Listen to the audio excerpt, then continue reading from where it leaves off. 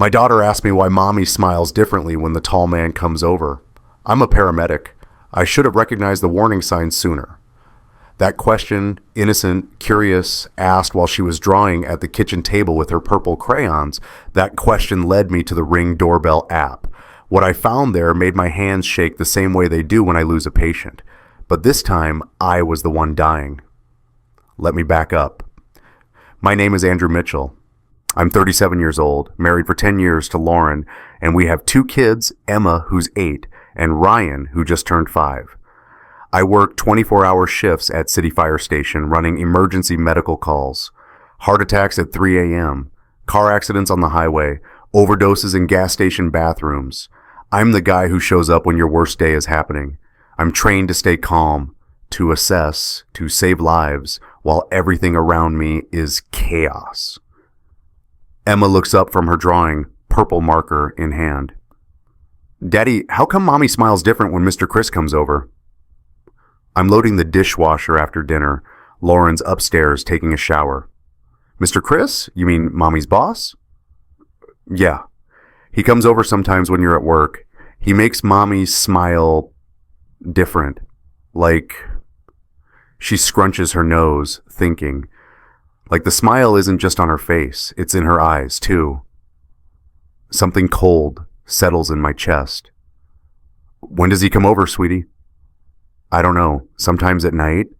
I hear the doorbell, and then voices downstairs. She goes back to her drawing, 3 stick figures, carefully labeled. I can't see what she's written yet. Ryan toddles in from the living room, dragging his stuffed dinosaur.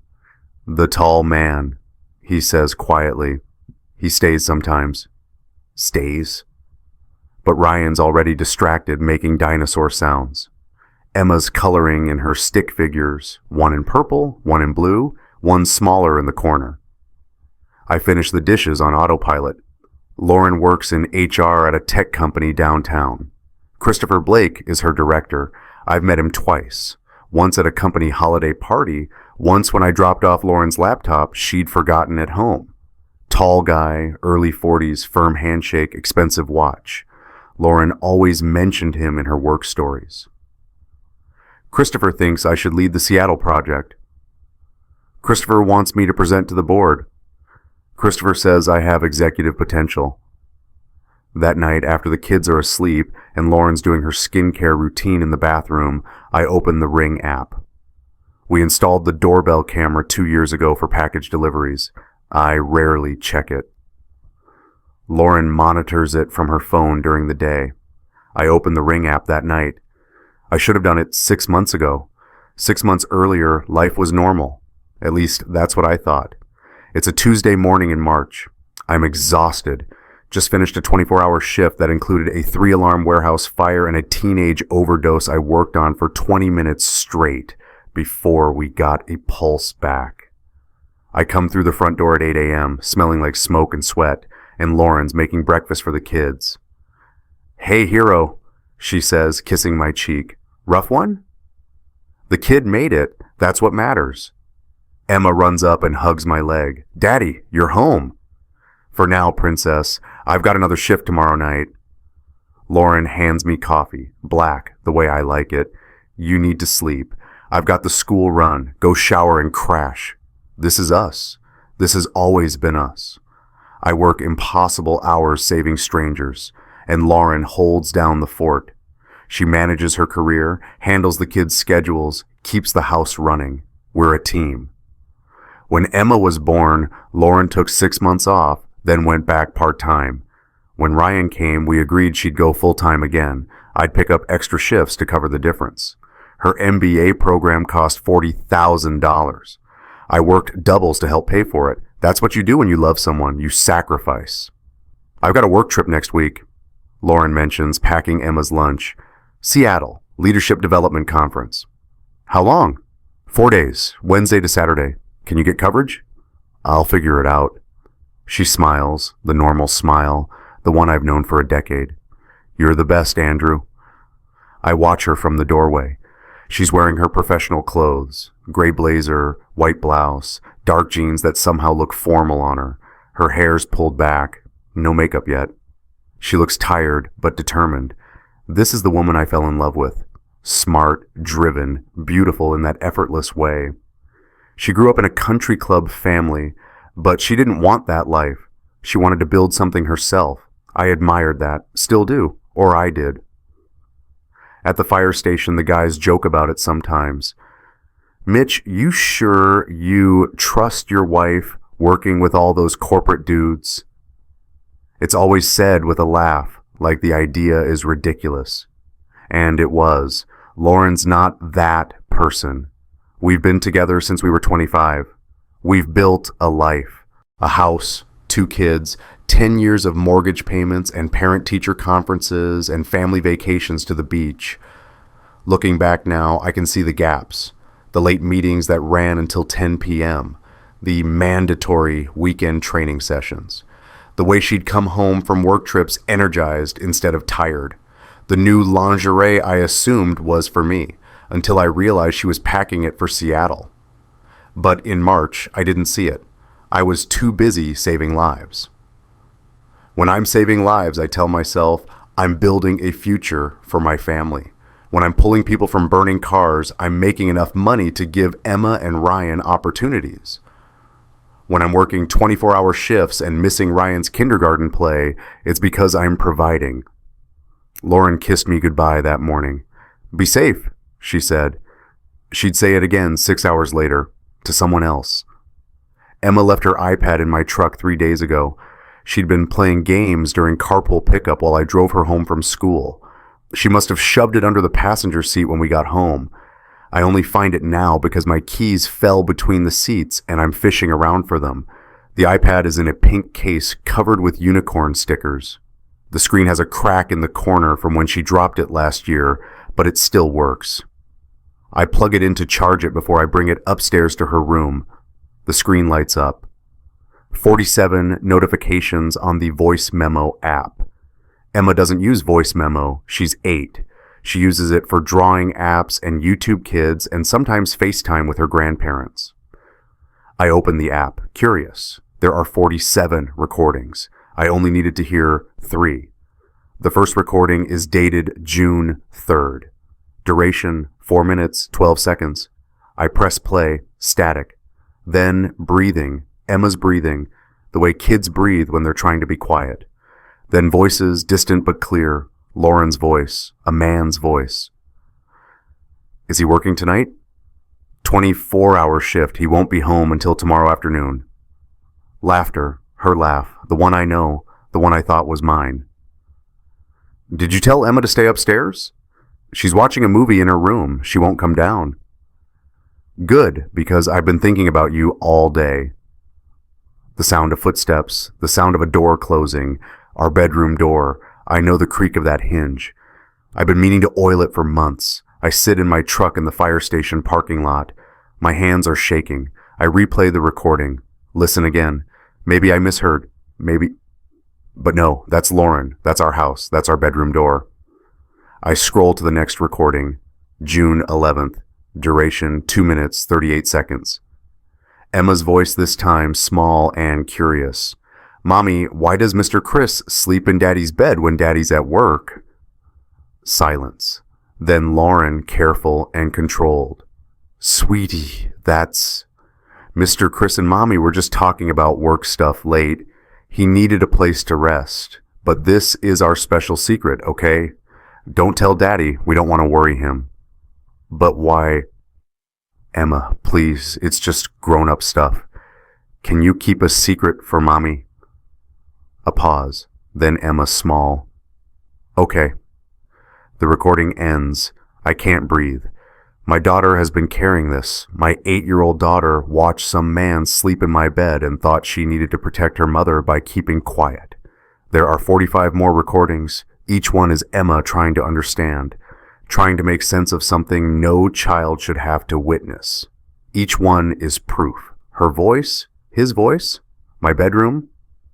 I don't go home that night. I sit in my truck scrolling through the Ring doorbell app, going back through months of footage. Our doorbell has motion detection. It captures every person who approaches the house. March 15th, 7:04 p.m. A silver BMW pulls into my driveway. A man gets out, tall, dark jacket, Christopher Blake. He walks to the front door.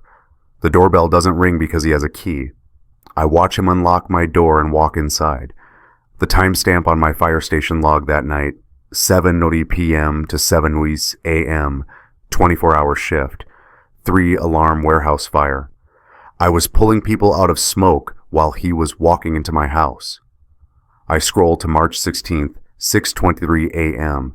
Christopher exits the front door, checks his watch, walks to his car. He's wearing different clothes than the night before. He slept there, in my house, in my bed. I keep scrolling. March 22nd, another overnight visit. April 3rd, April 10th, April 17th. The pattern is perfect. Every time I work a night shift, he shows up. The doorbell footage captures it all. 23 visits over 6 months. 23 times he used a key to enter my house. 23 mornings he left while I was driving home from the station. If you've ever checked your doorbell footage and wished you hadn't, if you've ever had that moment where everything you believed just shattered, you know this feeling. You're not alone in this. I count the dates, cross-reference them with my shift calendar. Every single visit happened when I was at work. Every single one happened when I was saving someone's life. March 15th, I was pulling a kid from a burning car. March 22nd, 3-alarm warehouse fire. April 3rd, overdose call, CPR for 20 minutes straight until we got him back. Every date burns into my memory now, but not for the reasons I thought they mattered. 23 overnight visits. Every single one happened when I was saving someone's life. My phone rings at 2 p.m. the next day. Unknown number. I almost don't answer. Mr. Mitchell, this is Jennifer Hayes from Cascade Tech Solutions. Chief HR Officer, I apologize for the unexpected call. Do you have a moment to speak confidentially? I'm sitting in my living room. Lauren's at work. The kids are at school. I haven't slept. Yes. Mr. Mitchell, I'm calling because your wife, Lauren Mitchell, is currently the subject of an internal investigation. I'm required to notify you as her emergency contact. Well, she pauses. That's actually part of the issue. She recently attempted to change her emergency contact from you to Christopher Blake. HR policy requires spouse notification for such changes. I say nothing. Jennifer continues, her voice careful and professional. There are some expense report anomalies we're investigating. Business travel claims that don't align with hotel confirmations. I can't share specifics during an active investigation, but I wanted you to be aware. Has your wife mentioned any concerns about her work situation?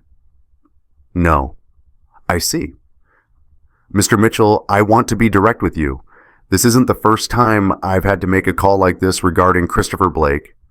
The words land like a punch. What do you mean? I mean, you're not the first spouse I've had to contact about Mr. Blake's workplace conduct. I can't say more right now, but I wanted you to have that context. If you have any information relevant to our investigation, travel receipts, communication records, anything, our door is open.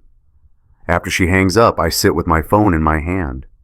The Ring doorbell footage, Emma's voice recordings, and now this, corporate fraud. Lauren's not just having an affair, she's stealing from her company to cover it up. Jennifer Hayes said one more thing before she hung up. Mr. Mitchell, you're not the first spouse I've had to call about Christopher Blake. 2 hours later, Jennifer emails me. The subject line, VPN access logs, confidential. She's attached a spreadsheet. I open it. Rows and rows of login data. Employee name, Lauren Mitchell. Date, time, IP address, VPN connection location, April 3rd through April 7th.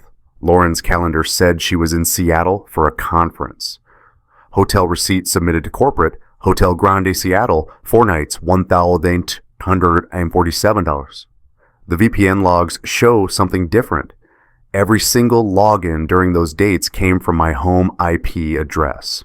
Lauren was logged into her work computer from our house every day from 9 a.m. to 5 p.m. She billed the company for a hotel in Seattle while sitting at our kitchen table. I cross-referenced the dates with the doorbell footage. April 3rd, 7:15 p.m. Christopher's BMW pulls into my driveway. April 7th, 6:30 a.m. Christopher leaves 4 days, 4 nights. He stayed in my house for 4 days while I worked back-to-back shifts to cover Lauren's business trip. She told me she was presenting at a conference in Seattle. Her laptop never left our zip code. The email chain with the hotel shows the reservation was made but never checked in. The company paid for it anyway. Lauren submitted the receipt, claimed the reimbursement, and spent the money. I find the bank statements, $1,847 deposited into our joint account on April 15th. I thought it was a bonus. It was fraud. Jennifer's second email is shorter. IT forensics also recovered deleted calendar entries and emails. I'm meeting with legal tomorrow. I wanted you to know first, this is going to become a formal investigation. Criminal charges are possible. She told me she was presenting in Seattle. Her laptop never left our zip code. Jennifer Hayes' office is on the 14th floor of Cascade Tech Solutions, floor-to-ceiling windows overlooking the city. She's in her early 50s, gray suit, no-nonsense expression. When I walk in, there's already a folder on her desk, thick. Mr. Mitchell, thank you for coming in. I know this isn't easy. I sit across from her.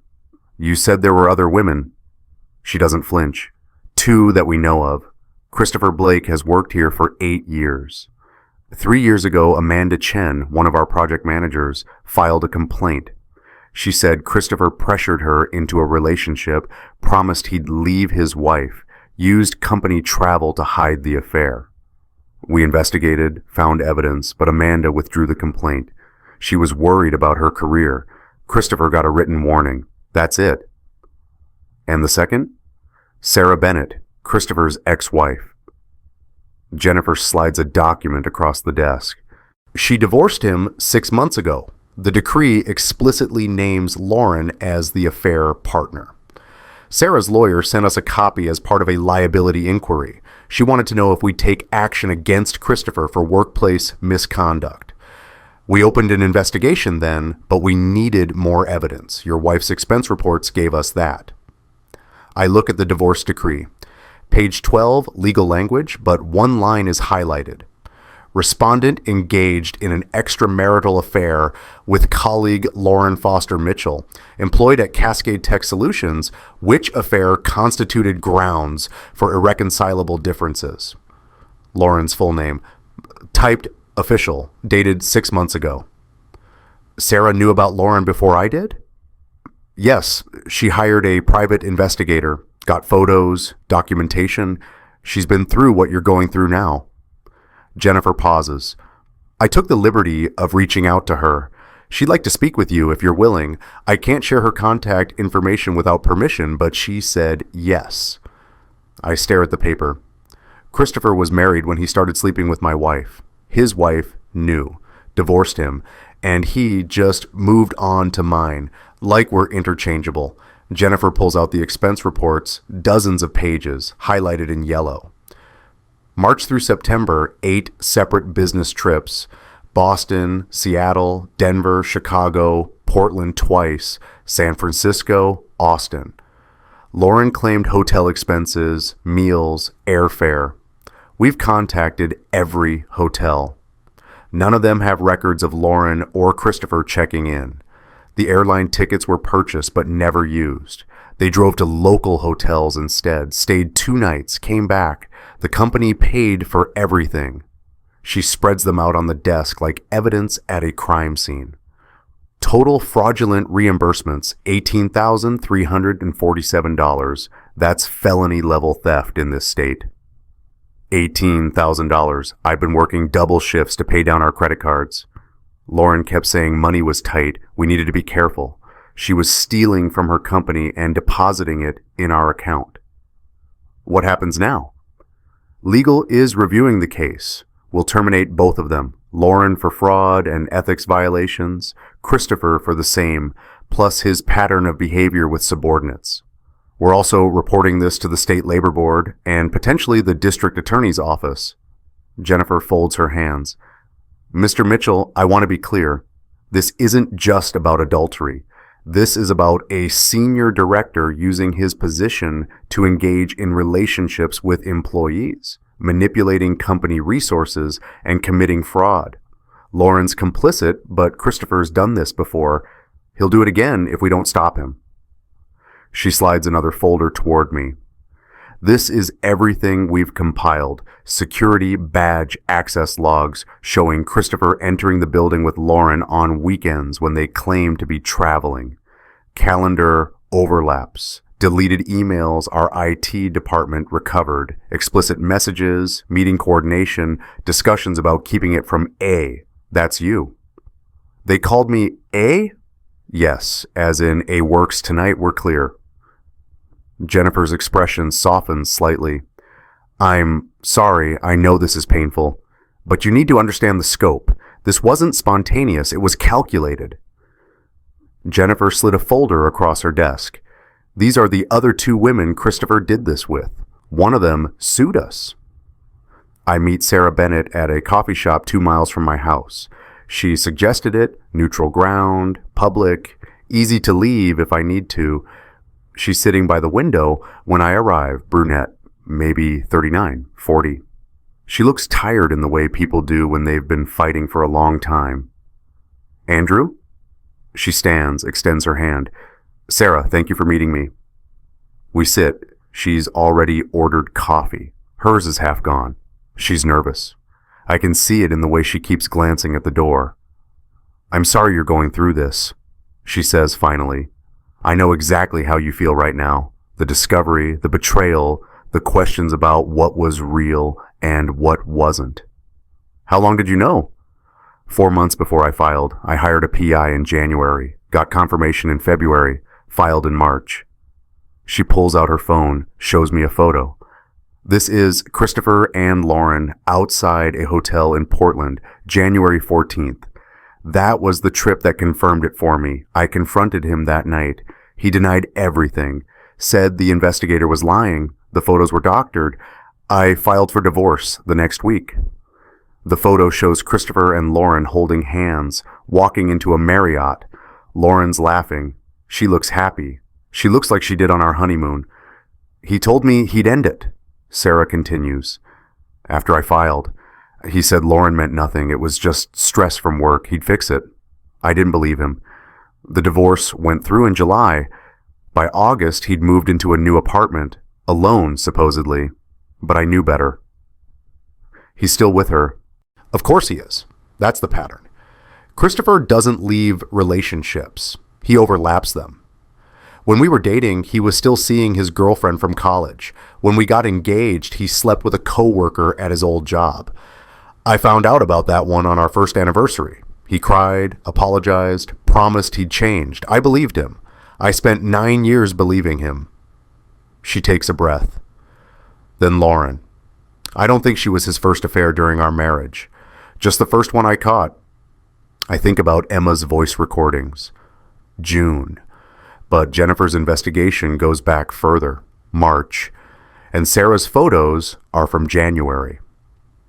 How long were they together before you found out? Based on the credit card statements I subpoenaed during the divorce, at least a year, maybe longer.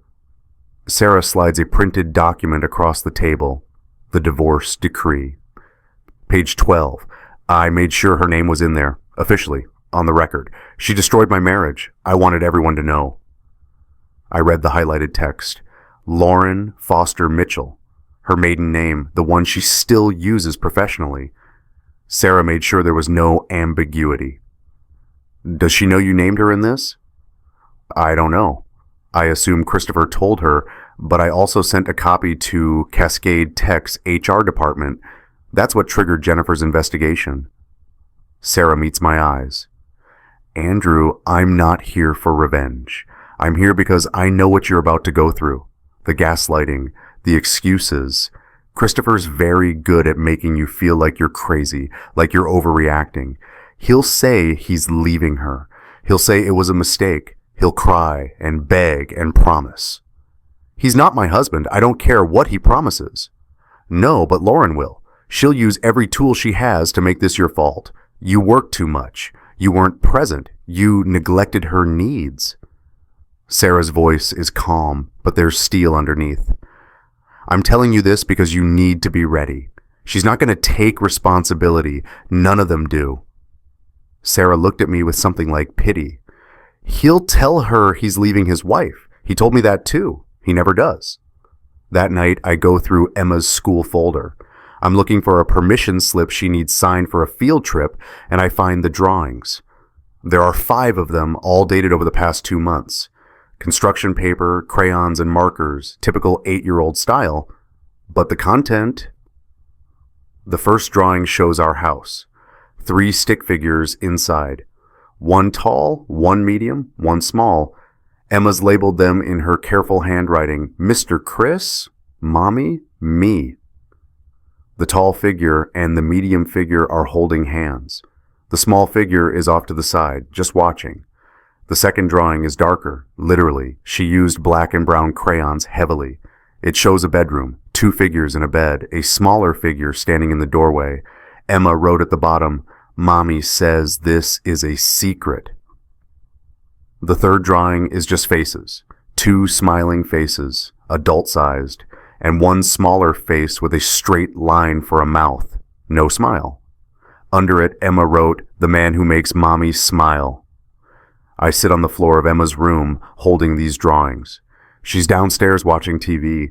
Ryan's playing with blocks. Lauren's still at work, or that's what she said. I don't know anymore. My daughter drew this. My 8-year-old daughter witnessed something she didn't understand and tried to make sense of it the only way she knew how. With crayons, with pictures, with labels, because she didn't have the words. Not a drawing of our family, not a drawing of school. Just her, Mommy, and the tall man. I find another drawing under her bed. This one's wrinkled, like she balled it up and then smoothed it back out. It shows 3 stick figures again. But this time, the tall figure is gone. It's just 2 figures, 1 medium, 1 small. Emma and Lauren, and Emma wrote at the bottom, Where's Daddy? I take photos of all of them, send them to Jennifer Hayes. She responds immediately. This is evidence of the children being present during the affair, forwarding to our legal team. I'm so sorry, Andrew. I hear footsteps on the stairs. Emma appears in the doorway. Daddy, what are you doing with my drawings? I look at her. Really look at her. She's wearing her purple pajamas with the stars. Her hair's in the messy ponytail she insists on doing herself. She looks like a baby and an old soul at the same time. Emma, can I ask you about these pictures? She comes closer, sees which ones I'm holding. Her face changes, closes.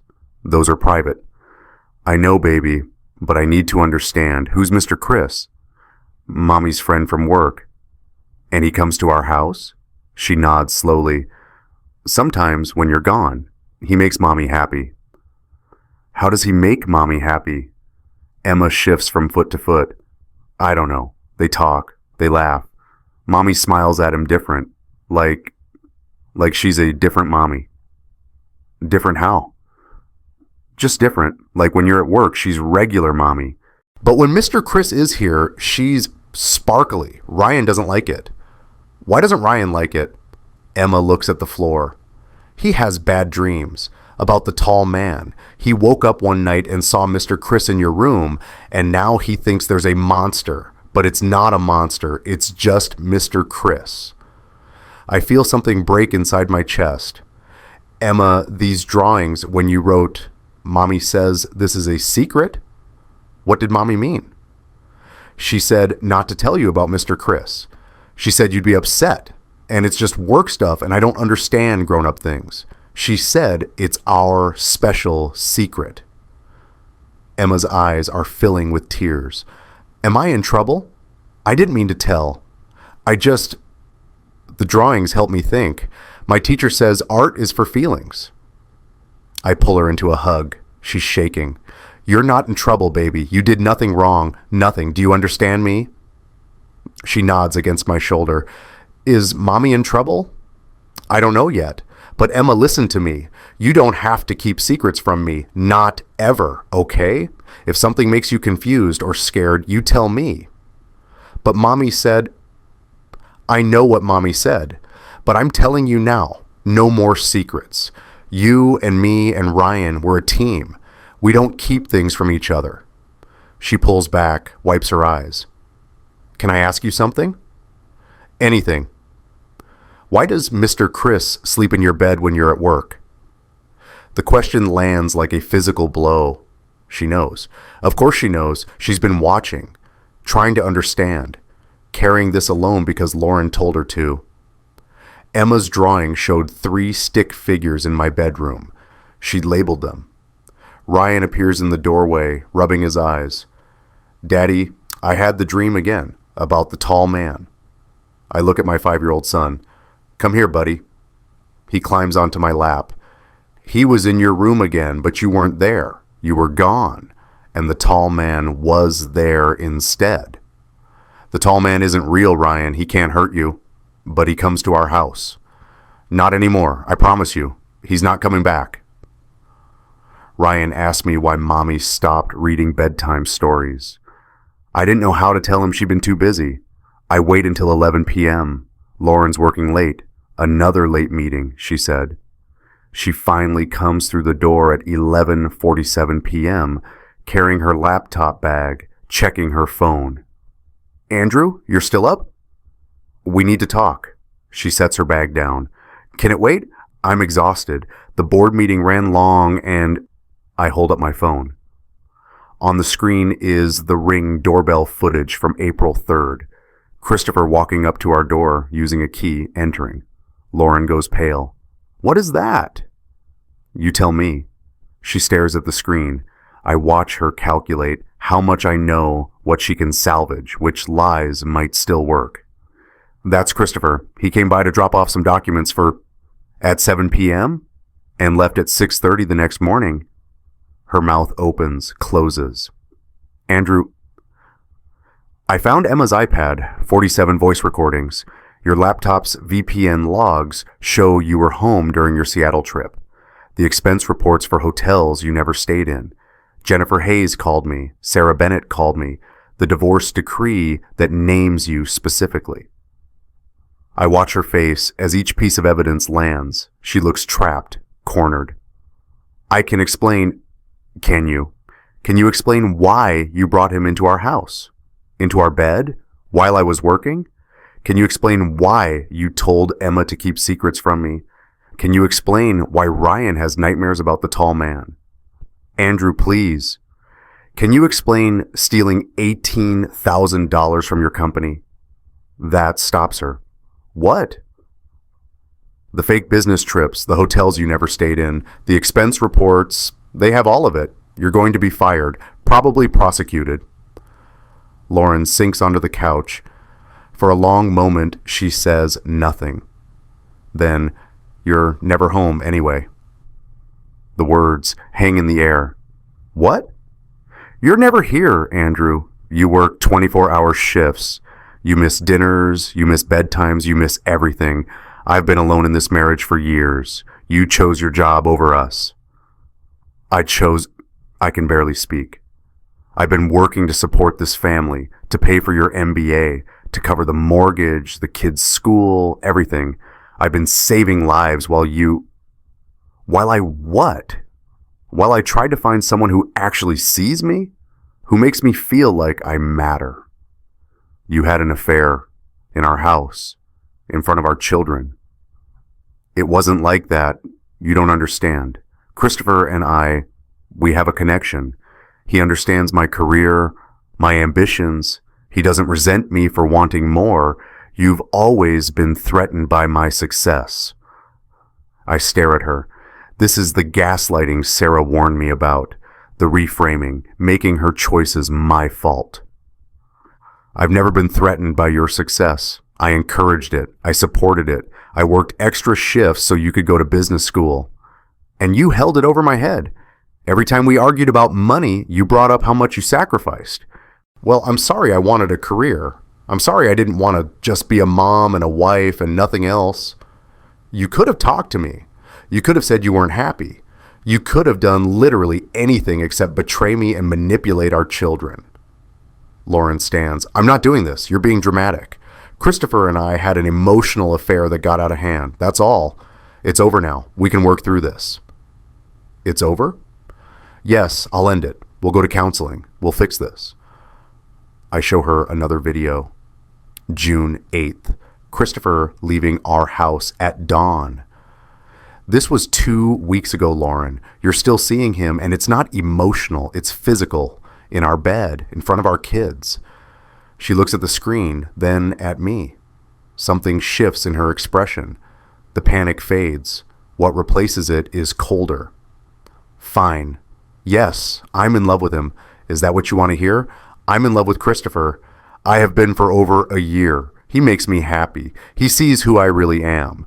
And I'm not going to apologize for that. You have children. You have a family. I have a life, Andrew. And it's mine. Not yours, not theirs. Mine. I'm tired of shrinking myself to fit into your idea of what a wife should be. Lauren's last words before she walks out. You were never here anyway. She's right. I was out saving lives. She leaves. Just grabs her keys and her bag and walks out. Doesn't say where she's going. I don't care. I sit in the living room for a long time. The house is quiet. Emma and Ryan are asleep upstairs. The clock ticks. The refrigerator hums. Everything looks normal. The wedding photo is still on the mantle. Emma's crayon drawings are stuck to the fridge with magnets. Ryan's dinosaur is lying on the floor where he dropped it. Everything looks normal. Nothing is. My phone buzzes. A text from my dad. Call me when you can. Your mother and I are worried. I told them yesterday. Just the basics. Lauren's having an affair, the company's investigating, I'm figuring out next steps. My dad, retired school teacher, steady as they come, just said, do you need us to come over? My mom asked if the kids knew. I said not yet, not the details. Now my phone rings. My dad. I answer. Andrew, how are you holding up? I'm fine. You're not fine. Don't do that. His voice is gentle but firm. What do you need? I don't know. Have you talked to a lawyer? Not yet. I've been gathering evidence. Good. That's smart. Document everything. But son, you need to take care of yourself too. Have you eaten today? I try to remember. I don't think so. Emma and Ryan need you solid. They need you steady. You can't do that if you're falling apart. I know. There's a pause. Then, your mother wants to know if you're going to fight for this. The marriage. There's nothing left to fight for, Dad. She's in love with him. She said it to my face. She brought him into our house, into our bed while I was working. She coached Emma to lie to me. She stole from her company. What exactly am I supposed to fight for? Fair enough. Then what are you going to do? I think about Sarah Bennett's divorce decree, Jennifer Hayes' investigation, the doorbell footage, Emma's drawings, Ryan's nightmares, all of it sitting in folders on my phone, on my laptop, in my truck. I'm going to make sure everyone knows the truth. What does that mean? I don't know yet, but I'm tired of being the only one who carries this. Lauren destroyed our family. Christopher helped her do it, and everyone in our lives, your parents, her parents, our friends, they all think we're fine. They think we're the perfect couple. I'm done with the lie. My dad is quiet for a moment. Andrew, be careful. Revenge doesn't heal anything. This isn't revenge. It's justice. There's a difference. Is there? Yes. Revenge is hurting someone because they hurt you. Justice is making sure people face consequences for their actions. Lauren's going to lose her job. Christopher's going to lose his job. The company's already handling that, but our families, our community, they deserve to know who they're celebrating, who they're supporting. And the kids? How will this affect them? That's the question that's been eating at me. Emma's already traumatized. Ryan's having nightmares. Exposing Lauren publicly, bringing all of this into the open, won't that make it worse? But then I think about Emma's drawing. The the stick figure standing in the doorway, just watching. Me. My daughter has been carrying this secret because Lauren told her to. She's been protecting her mother while her mother destroyed our family. The kids deserve the truth, Dad. Not the secrets, not the lies. If I let Lauren control the narrative, Emma and Ryan will grow up thinking betrayal is something you hide, something you're ashamed of. I won't do that to them. So what's your plan? I look at the wedding photo on the mantle. 10 years ago, we were so young. Lauren in her white dress, me in my tux. Her parents paid for the wedding. Country club venue, 200 guests, band, and open bar. It was beautiful. Everyone said we were perfect together. I'm going to invite everyone to dinner, both families, her parents, you and Mom, some friends. I'm going to tell them we're celebrating our anniversary early, and then I'm going to show them everything. Andrew, she wants to pretend this didn't happen. She wants to move through the world like she's the victim, like I'm the one who failed her. I'm not letting her do that. If she's going to blow up our family, everyone gets to see the explosion. My dad sighs. Son, I'm not going to tell you what to do. You're a grown man. But I will say this, whatever you decide, Emma and Ryan come first. Always. Not your anger, not your hurt. Them. That's why I'm doing this, so they know their father fought for the truth, even when it hurt. After I hang up, I sit in the dark for a while longer. Then I open my laptop and start writing invitations. Subject, anniversary dinner, October 15th, 6:00 p.m. Dear family and friends, Lauren and I are celebrating 10 years of marriage next month, and we'd love to have you join us for a special dinner at our home. It's been an incredible decade full of love, growth, and partnership. We want to honor that with the people who've supported us. Please join us on October 15th at 6:00 p.m. for dinner, drinks, and a look back at our journey together. We hope you can make it. With love, Andrew and Lauren Mitchell, I read it over. The words taste like ash, but they're perfect, sincere, warm, exactly what people expect from us. I hit send. The email goes out to my parents, Lauren's parents, my fire station crew, Jennifer Hayes, Sarah Bennett, and a few close family friends.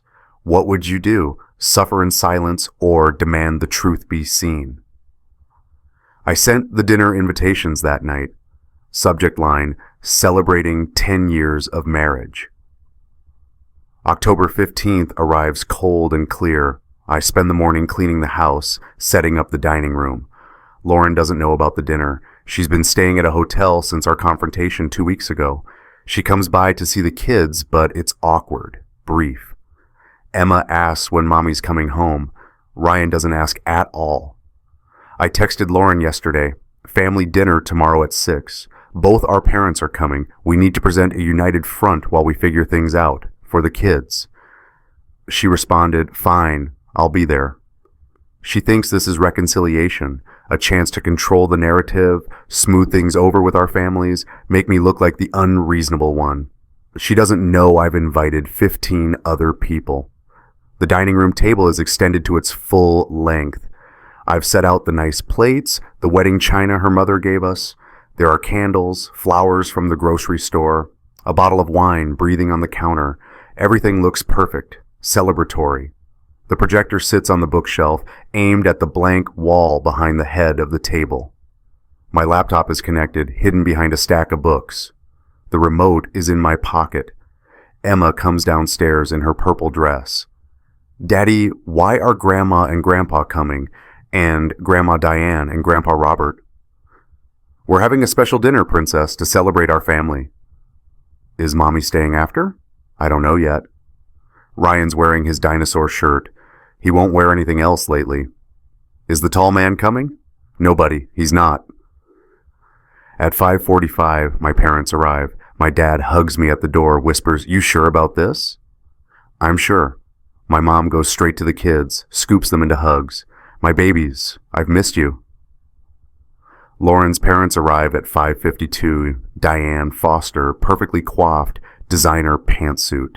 Robert Foster, country club tan, expensive watch. They look like they're attending a charity gala, not a family dinner. Andrew, darling. Diane air kisses my cheek. Where's Lauren? We haven't heard from her in days. She'll be here soon. She's been working late. Of course, that promotion is so demanding. We're so proud of her. I smile. Say nothing. At 5:58, 3 trucks pull up. My fire station crew, Danny, Marcus, and James. I invited them under the guise of introducing them to the family. They know what's really happening. They've seen the evidence. They're here as witnesses, as support. Jennifer Hayes arrives at 6:03, professional as always. Black suit, leather briefcase. Lauren's parents don't recognize her. Why would they? She's just another guest. Sarah Bennett arrives at 6:07. Lauren's parents definitely don't recognize her. She introduces herself as a friend of Andrew's. Diane gives her a polite smile and immediately dismisses her as unimportant. And at 6:14, Lauren pulls into the driveway. She's wearing the navy dress, the one from our first anniversary, the one she wore in the photo that's been on our mantle for 9 years. She styled her hair the same way too, loose waves, minimal makeup. She looks beautiful. She looks like she's trying to remind me of who we used to be. Lauren walks in wearing the same dress she wore on our first anniversary. Christopher arrives 10 minutes later. Just coming from the office, he says. Lauren freezes in the doorway. Her eyes scan the room. My parents on the couch, her parents by the window, my fire crew at the dining table, Jennifer Hayes standing near the kitchen, a woman she doesn't recognize talking to my mother. Andrew, what is this? Anniversary dinner. I told you. Everyone wanted to celebrate with us. She steps inside slowly. Emma runs to her. Mommy, you look so pretty. Hi, baby. Lauren hugs Emma, but keeps her eyes on me. She's calculating, trying to figure out what I'm doing. The doorbell rings. I answer it. Christopher Blake stands on my porch, hands in his pockets, easy smile. He's wearing a suit, no tie. Casual but polished. He looks comfortable, like he belongs here. Andrew, hey, Lauren said there was some kind of family thing tonight and I should stop by after work to... He sees the crowd inside. The smile falters. Oh, I didn't realize this was... Come in, Christopher. We've been waiting for you. His eyes find Lauren's. She's pale, shaking her head slightly, but I'm already holding the door open, stepping aside. He has no choice but to enter. Jennifer Hayes stands when she sees him. Christopher, good of you to join us. He recognizes her immediately. Jennifer, I didn't know you'd be... What is this? Family dinner, I say calmly. Everyone, please sit. Dinner's almost ready. Lauren catches my arm. Andrew, what are you doing? Celebrating 10 years of marriage. You agreed we should present a united front, remember? This isn't... You can't... But my dad is already guiding people to the table. Diane and Robert sit at one end. My parents across from them. Fire crew fills in the middle. Jennifer takes the seat nearest the projector. Sarah Bennett sits next to her. Lauren has no choice but to sit. Christopher hovers near the door. Christopher, there's a seat right there. I point to the chair directly across from Lauren. Between Emma and Ryan, they've heard so much about you. His face goes white. I have another commitment. Sit down, Jennifer says. It's not a request. He sits. I stand at the head of the table. Everyone's watching me. Lauren looks like she might bolt. Christopher's checking his phone, probably texting someone looking for an exit strategy. My kids are confused, but excited. A big dinner party. All their grandparents, Daddy's friends from work. Thank you all for coming, I begin. Lauren and I have been married for 10 years this November. A decade. It's been an incredible journey.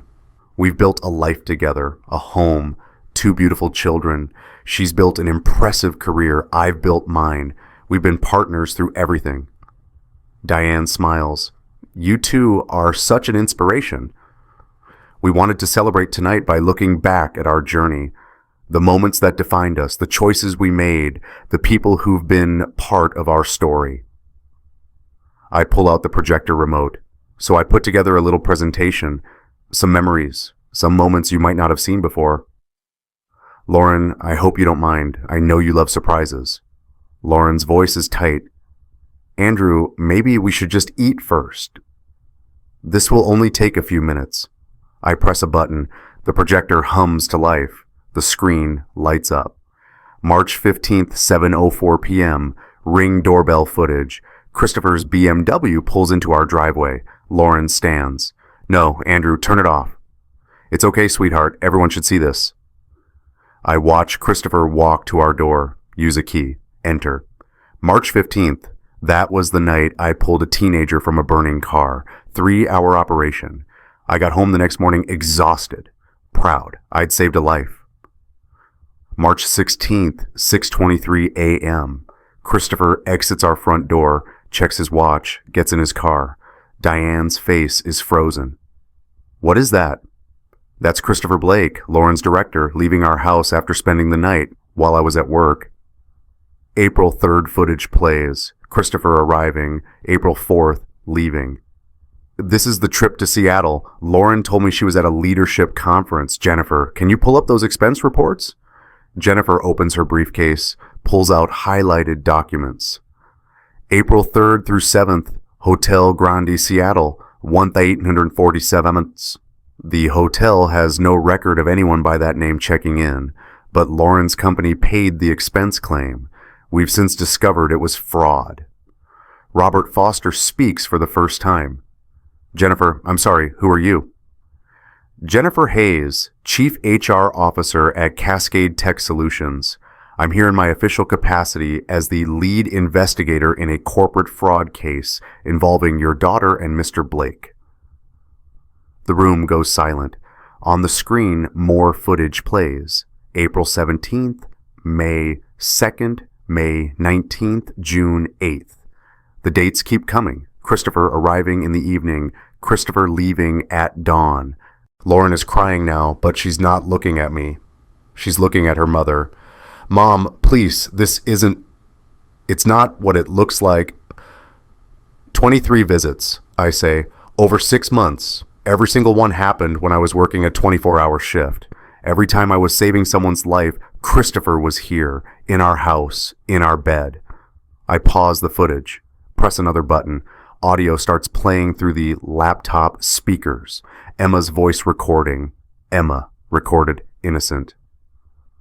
Mommy, why does Mr. Chris sleep in Daddy's bed when Daddy's at work? Lauren, recorded careful. Sweetie, that's... Mr. Chris and Mommy were just talking about work stuff late. He needed a place to rest. But this is our special secret, okay? Don't tell Daddy. We don't want to worry him. My mother covers her mouth. My father closes his eyes. Emma, recorded. But why... Lauren, recorded. Emma, please, it's just grown-up stuff. Can you keep a secret from Mommy? Emma, recorded small. Okay. The audio ends. In the silence, Emma's real voice breaks through. She's sitting at the table, tears streaming down her face. Daddy, I'm sorry. I didn't mean to tell. You said no secrets, but Mommy said I kneel next to her chair. Baby, you did nothing wrong. Nothing. This is not your fault.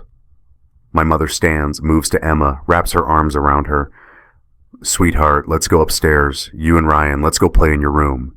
But, come on, love. Grandma will read you stories, whatever you want. Patricia guides both kids out of the dining room. Their footsteps echo on the stairs. A door closes. When I turn back, Lauren is standing. You had no right. Those recordings are private. You're using our daughter to... I'm using evidence, I say quietly. Evidence of what you did. Evidence that you coached our 8-year-old to lie to me. Evidence that you brought your lover into our home and made our children keep secrets. I pull out the drawings, pass them around the table. Emma's crayon pictures, the stick figures. Mommy! Mr. Chris! Me! In the doorway. Diane picks one up. Her hands are shaking. Lauren, tell me this isn't true. Mom, I can explain. Sarah Bennett stands. Every head turns. I'm Sarah Bennett, Christopher's ex-wife. She pulls out a document, holds it up. This is my divorce decree, page 12. The grounds for divorce explicitly name Lauren Mitchell as the affair partner. I filed 6 months ago. I've been through exactly what Andrew is going through now, and I'm here to tell you, Christopher has done this before. I'm not his first victim. Lauren isn't his last. This is a pattern. Christopher finally speaks. Sarah, this is completely inappropriate. You can't just... Can't what? Tell the truth? You destroyed our marriage. You lied to me for years. You promised you'd stop, you'd change, and the moment our divorce was final, you just moved on to her. Sarah looks at Lauren. Did he tell you he'd leave his wife? He told me that too, for 3 years. He never did. And when I finally left, he found you. Jennifer Hayes stands now. Both of you need to understand something. This isn't just personal drama. This is corporate fraud, ethics violations, and sexual harassment. Christopher, you're a director who engaged in a relationship with a subordinate. Lauren, you falsified expense reports to hide an affair. The company has completed its investigation. Effective immediately, both of you are terminated. We're also referring this case to the district attorney's office for potential criminal charges. Diane's voice is sharp. You can't fire our daughter without due process. Mrs. Foster, your daughter committed fraud. She stole $18,000 from the company. She lied on official documents. She used corporate resources to conduct an affair with her superior. Due process has been followed. Legal has reviewed everything. The board approved the terminations this afternoon. Jennifer pulls out her phone, types something, hits send. I've just emailed the termination letters. You'll both receive them within the hour. Your access to company property has been revoked. Security will collect your equipment tomorrow. Christopher stands abruptly. This is insane. You can't ambush us like this. I have rights. You had rights. You forfeited them when you violated company policy. Jennifer's voice is ice. I've also sent a summary of this case to the Professional HR Ethics Board and the State Labor Commission.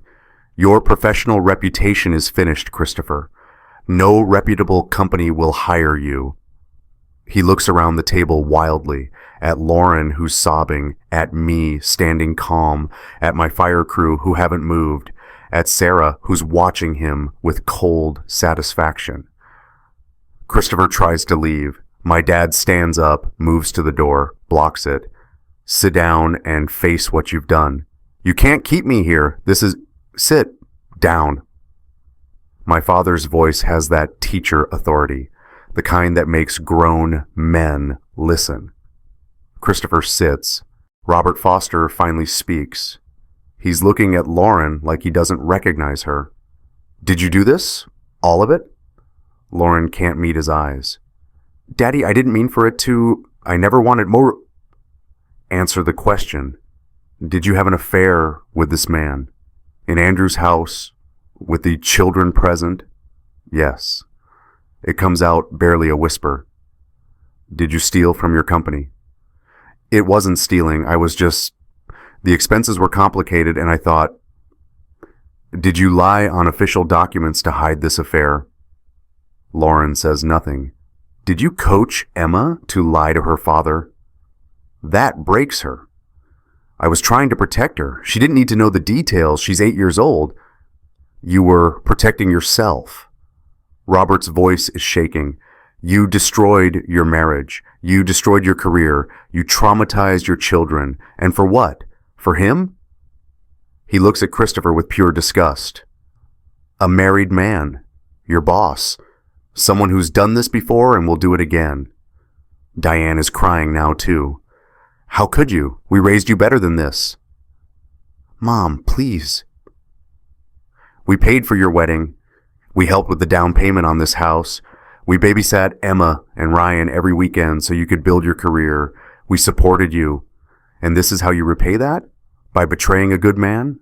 By lying to your children? Lauren looks at me. Andrew, please. Tell them it's not all my fault. Tell them you were never home. You were always working. I was working to support this family, I say quietly. I was working to pay for your MBA. I was working so you could have the career you wanted. I was out saving lives while you destroyed ours. Don't you dare make this my fault. Marcus, one of my crew, speaks up.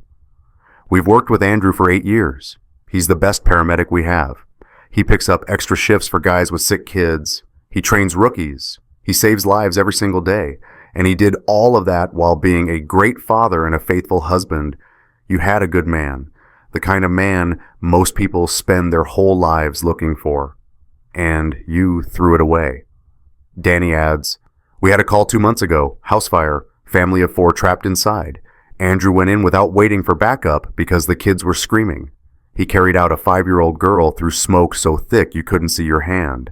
That's who he is. That's who you betrayed. Lauren sinks back into her chair. She has no defense left. No explanation that makes sense. Christopher has his head in his hands. Sarah Bennett's voice cuts through. Lauren, I want you to understand something. Christopher told me the same things he probably told you. That his wife didn't understand him. That the marriage was already over. That you were special, different. I believed him. I wasted 9 years believing him.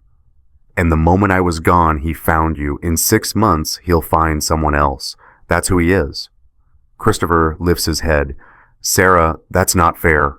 Fair? Sarah laughs, bitter. You want to talk about fair? I lost 9 years to you. I lost my ability to trust. I spent $40,000 on a divorce because you couldn't keep your promises. And Lauren, she looks at her.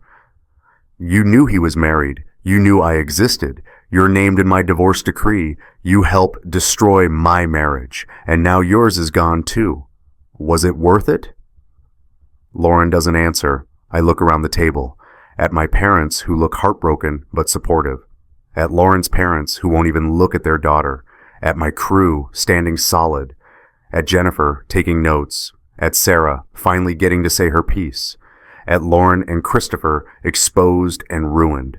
No explanation could fix this. No apology could erase it. Just the truth, laid bare for everyone to see. The dinner ends in chaos. Diane and Robert leave without saying goodbye to Lauren. They hug Emma and Ryan. My mother brought them back down after the worst of it, and Diane whispers to me, We're so sorry, Andrew. If you need anything at all, call us. Those children come first. Robert shakes my hand. You're a better man than I would have been in this situation. Lauren made her choices. She'll have to live with them. They walk out. Lauren calls after them, Mom, Dad, please. But they don't stop. My parents stay to help clean up. Jennifer packs her briefcase. Sarah gives me her number. Call me if you need anything. I know what the next few months will look like. It's hard, but you'll get through it. Christopher leaves first, practically running to his car. Lauren follows him outside. I watch through the window. She's crying, grabbing his arm, trying to make him stay. He pulls away, gets in his car, drives away. She stands in the driveway, alone, and I realize Sarah was right. He's already moving on. Lauren comes back inside. My parents are upstairs with the kids. It's just us in the dining room. The wedding china is still on the table. The candles have burned down. The projector is off, but still sitting on the shelf, a reminder. I need to get some clothes, Lauren says quietly. For work tomorrow, except I don't have work tomorrow because you destroyed my career. You destroyed your own career when you committed fraud. You could have handled this privately. You didn't have to humiliate me in front of our families. You humiliated yourself. I just made sure people knew about it. I'll never forgive you for this. Good. We're even. She goes upstairs. I hear her in our bedroom, our former bedroom, opening drawers, shoving clothes into a bag. She comes back down 10 minutes later, bag over her shoulder, eyes red. I want to see the kids. You can see them supervised visits through a custody agreement. I've already talked to a lawyer. You can't keep my children from me. I'm not keeping them from you. I'm protecting them from you. There's a difference. I hold up my phone. Emma's therapist says she's been having anxiety attacks. Ryan wakes up screaming 3 times a week. They're in therapy because of what you did. So yes, supervise visits until you prove you can put them first. I've always put them first. You coached Emma to lie to me. You brought your lover into our house while they slept upstairs. You stole from your company and put our family's financial stability at risk. None of that is putting them first. Lauren looks at me for a long moment. Then, I loved you once. I really did. I loved you too. Past tense. She leaves. The door closes behind her. I hear her car start, the engine fade as she drives away. My dad comes downstairs. Kids are asleep. Your mom's staying with them. Thanks, Dad. How are you feeling?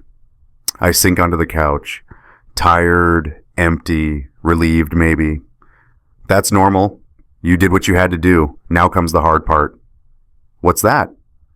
Rebuilding. For you and those kids upstairs. That's the work that matters now. He's right. Tonight was about truth, about justice, about making sure Lauren and Christopher faced consequences. But tomorrow and every day after is about Emma and Ryan, about showing them that their father fights for them. Always. 4 months later. Emma's drawing hangs on the refrigerator. It's new, done last week in her art therapy session.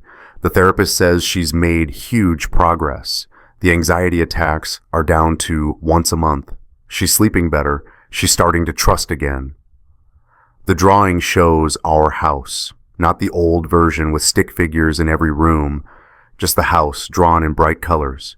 There's a sun in the corner. 3 stick figures stand in front. Me in my paramedic uniform, Emma holding my hand, Ryan holding my other hand. Under the house, in Emma's careful 8-year-old handwriting, home. No more special friends. No more secrets. Just us. Lauren sees the kids twice a week, supervised by a court-appointed monitor. She's appealing the arrangement, but her lawyer advised her it's pointless. The evidence is overwhelming. She's working part-time at a small non-profit now, the only place that would hire her after Cascade Tech's investigation went public. Christopher moved to another state. I heard from Sarah that he's engaged to someone new already. The company pursued criminal charges for the expense fraud. Lauren pled guilty, paid restitution, got 2 years probation. Her record is sealed, but the professional damage is permanent. Jennifer Hayes made sure of that. She testified before the state labor board about Christopher's pattern of behavior. He's blacklisted in the industry now. Diane and Robert Foster send cards for the kids' birthdays. They haven't spoken to Lauren since the dinner. Diane called me once crying, saying she was sorry they didn't see the signs. I told her there were no signs to see. Lauren was careful, calculated. That wasn't her parents' fault. I got promoted to training officer at the station. Better hours, more time with Emma and Ryan. I still run calls, still save lives, but I'm home for dinner most nights now. We have a routine. Homework, cooking together, board games, bedtime stories. No more secret keeping, no more tall men visiting when Daddy's gone. Ryan's nightmares stopped last month. His therapist says he's finally processing the trauma in healthy ways. He doesn't talk about the tall man anymore. When I asked him why, he said, "Because you're here now. The monster can't come back if you're here." Emma asks me questions sometimes about what happened, about why Mommy made those choices. I answer honestly but gently. Mommy made mistakes, big mistakes, and she has to live with the consequences. But that doesn't mean she doesn't love you. It just means she chose badly. Do you still love Mommy? I love who she used to be, the person I married, but that person doesn't exist anymore. Because she became a different mommy? Yeah, baby. She became a different person, and I couldn't stay with that person. Emma thinks about this, then, you know what my therapist says? What's that? She says families can look different, and that's okay. She says some families are just a dad and 2 kids, and that's still a real family. Your therapist is very smart. I think so too. Emma hugs me. Daddy, when you save lives now, are you happy? The question catches me off guard. I think about the past 6 months, the investigation, the exposure, the divorce, the custody battle, the therapy, the rebuilding. It's been the hardest period of my life. But when I come home now, there are no lies waiting, no secrets in the shadows, just my kids, honest and healing. When I'm saving lives, Emma, I know I'm protecting ours too. She smiles, the real smile, the one that reaches her eyes. You always were, Daddy, even when we didn't see it. I look at her drawing on the fridge, the house, the closed door, the sun in the corner, the three of us standing together. She's labeled it home. Not house, not family, just home. We don't abandon family, we protect it, even when it means breaking everything open to find the truth. That night, after Emma and Ryan are asleep, I sit on the porch. It's cold, late October, turning to November. The Ring doorbell camera is visible from here. I changed all the locks 2 weeks after the dinner. New keys, new codes, new security system. My phone buzzes, a text from one of my crew. Coming to the station Halloween party next week. Kids are invited. Ryan would love the fire truck display. I text back, we'll be there. Another text, this one from Sarah Bennett. How are the kids doing? Better. We're healing. Good. You're doing the right thing. It gets easier. Thanks for everything. Thank you. You helped me close that chapter too.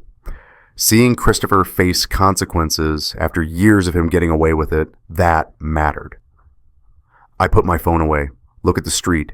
The neighborhood is quiet, normal. People walking dogs, cars pulling into driveways, lives being lived. The scandal has mostly faded. People whispered for a while, but now they've moved on. That's how it works. Inside, my kids are safe, fed, loved, honest. No more secrets hiding in their recordings. No more nightmares about tall men. Just two kids learning that sometimes the world breaks, but you can build something real from the pieces. I think about Lauren sometimes. Wonder if she regrets it. If she lies awake at night knowing what she lost. If she realizes that $18,000 and 6 months of lies cost her everything that actually mattered. But mostly, I don't think about her at all. Mostly, I think about tomorrow. About Emma's soccer game. About Ryan's parent-teacher conference. About the future we're building, just the three of us. Without lies, without betrayal. Without anyone who thinks betrayal is something you hide. If you've ever had to choose truth over comfort, if you've ever had a found family that showed up when your blood relatives didn't, share your story in the comments. We see you. You're not alone in this. I stand up, go inside, lock the door, my home, check on the kids one more time. Emma's asleep with her purple blanket. Ryan's clutching his dinosaur, both peaceful, both safe. I close their doors gently, walk to my room. The wedding photo finally came down last week. In its place, a picture from the station, me with my crew, all of us in uniform, smiling after a successful rescue. Family looks different now, and that's okay. Home.